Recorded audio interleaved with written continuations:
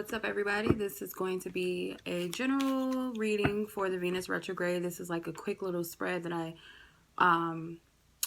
decided to do. I found it on Instagram. It was a spread made by someone named New Age Hipster 333 on Instagram. She made a Venus retrograde spread. It's a 5-card spread, very simple.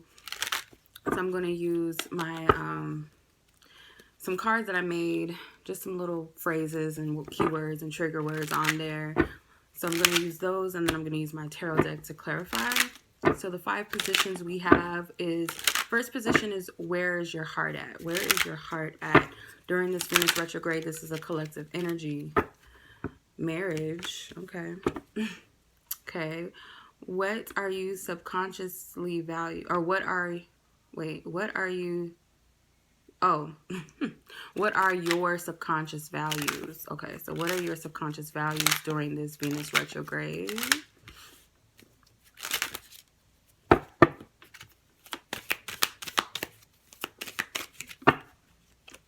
Lust. Okay, lust. All right. Third, what do you no longer value? What is it that you no longer value during this Venus retrograde? What is it that you no longer value? Financial issues. And Venus is also not only about love, but it's also about money too. So that's funny. All right, 4th aspect. What do you think you value? What is it that you think that you value? What is it that you think that you value?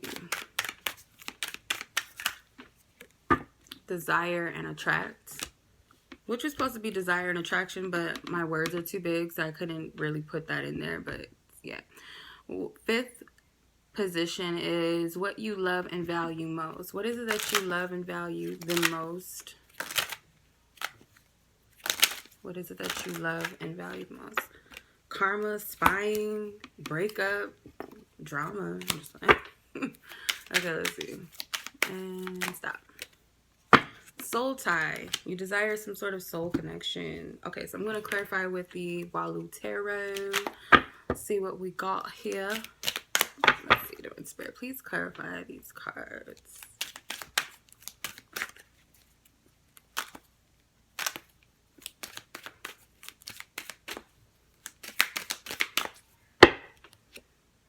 Hermit, Temperance, Page of Swords, Ace of Pentacles, and the High Priestess card. Okay. All right. Probably not able to see the cards, which is okay. That's fine. So the first position was marriage, and this represents where your heart is at with the Hermit card.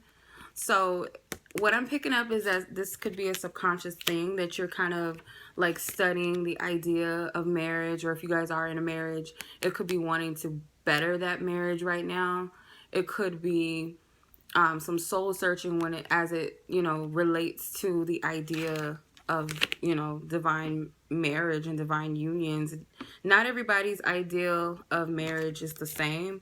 Some people's ideal of marriage may not be that whole going to court thing, or the traditional ideas. So you guys could be looking into that, like, what is it that I really am looking for when it comes to that? Am I ready? Is that is this the marriage that I want to be in? It's those types of things that I feel like that's where your heart is. You're very much focused on that. It could also be where you're wanting to commit your time and energy to. It doesn't have to be a literal marriage. It could be commitments and things like that you value, that you're focusing on, and you're trying to study and go within yourself to figure that out. And this is a Virgo card, so even more so if you're Virgo, or if you have Virgo energies in your chart or something like that.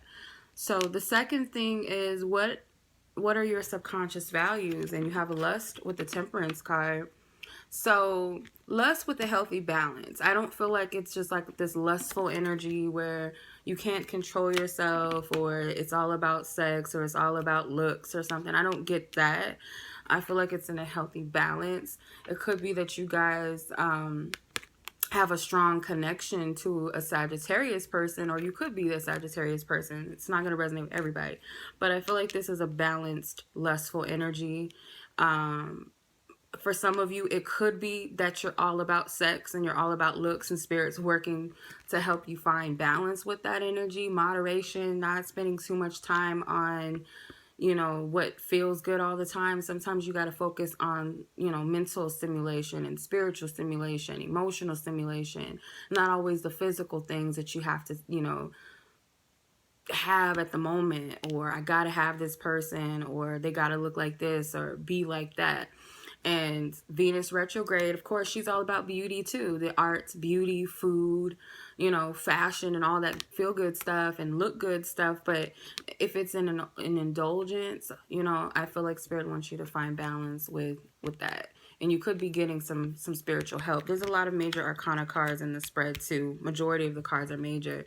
So there's a lot of divine intervention going on as well. Okay. So as far as like what do you no longer value? Financial issues. So the Page of Swords, maybe you quick on your feet and making some quick decisions about your financial structure, what you need to change. Maybe, okay, I need to start saving a little bit better, or I'm going to start investing in this or investing in that, or, you have a career plan or you have a financial goal in mind. I feel like this is like a new approach to handling your finances. So for some of you, you guys could be, if you guys have Venus in your 5th house, I believe your 5th house is like money or business, if I'm not mistaken.